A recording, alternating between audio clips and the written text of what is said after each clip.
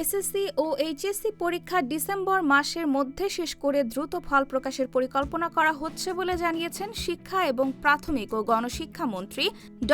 আ.ন.ম এহসানুল হক মিলন। সরকার শিক্ষার একাডেমিক ক্যালেন্ডারে পরিবর্তনের উদ্যোগ নিয়েছে বলেও জানিয়ে তিনি বলেন, ফল প্রকাশের পরপরই বিশ্ববিদ্যালয়ে ভর্তি হবে শিক্ষার্থীরা। একটি বেসরকারি স্যাটেলাইট টেলিভিশনে দেওয়া সাক্ষাৎকারে তিনি এসব কথা বলেছেন। শিক্ষামন্ত্রী বলেন, আমরা ডিসেম্বরের মধ্যে পরীক্ষা নিতে পারলে সিলেবাস, কারিকুলাম, ক্লাস টেস্ট ও বোর্ড পরীক্ষা সব শেষ হবে। এরপর জানুয়ারিতে মাধ্যমিকে ভর্তি হবে। এতে 2 বছরের মধ্যেই কারিকুলাম ও সিলেবাস সম্পূর্ণ হবে শিক্ষার্থীদের। ডিসেম্বর একাডেমিক ক্যালেন্ডারের শেষ মাস। এ মাস পরীক্ষার জন্য নির্ধারিত থাকবে জানিয়ে তিনি বলেন, বোর্ডগুলোকে এ সময় পরীক্ষা নিতে হবে এবং দ্রুত ফল প্রকাশ করতে হবে। ফল প্রকাশের পরপরই বিশ্ববিদ্যালয়ে ভর্তি হবে শিক্ষার্থীরা। 16 বছর বয়সে এসএসসি পাশ করবে আর 18 বছর বয়সে এইচএসসি। কোনো সেশন জট ছাড়াই তারা বিশ্ববিদ্যালয়ে যাবে উল্লেখ করে মন্ত্রী বলেন, আমরা কারিকুলাম নিয়ে কাজ করছি।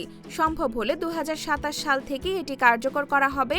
নতুন সময়সূচি 2027 সালের এসএসসি থেকে কার্যকর হবে কিনা তা নির্ভর করবে সিলেবাস নির্ধারিত সময়ের মধ্যে শেষ করার ওপর। শিক্ষামন্ত্রী আরও বলেন, 2026, 2027, 2028 কিংবা 2029 পরের বিষয়। আগে পরিকল্পনা করতে হবে আমরা কি চাই।